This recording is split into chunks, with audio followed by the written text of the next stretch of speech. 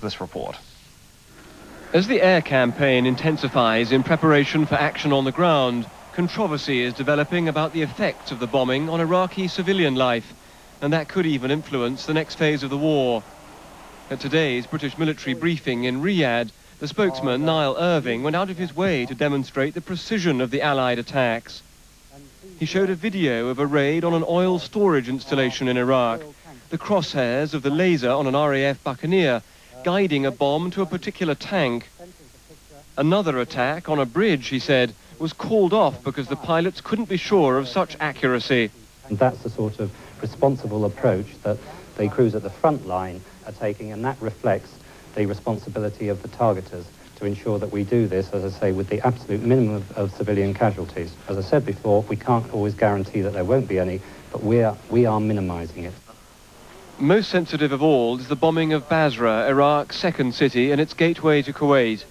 The Iraqis say civilian areas there are being targeted deliberately. Allied commanders, of course, deny that, but today they made a special point of saying that Basra's civilian areas do contain military targets. It's important to understand that Basra is a military town in the true sense.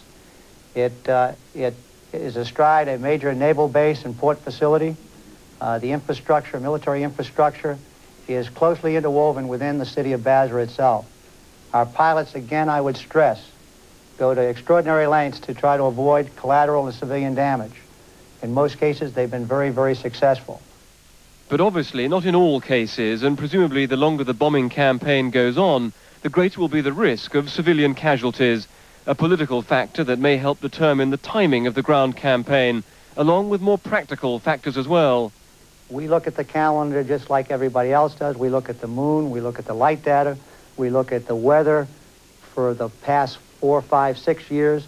It's all put into the equation as to what would be good time for doing any type of operation.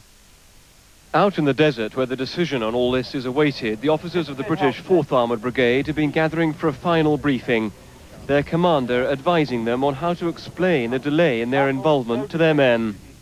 The longer the air campaign goes on, the quicker they will get home, and the more of them will get home. And I believe that they're sensible people. They will accept that. When a ground war comes, tactics will be crucial, and every minute of waiting is now put to good use.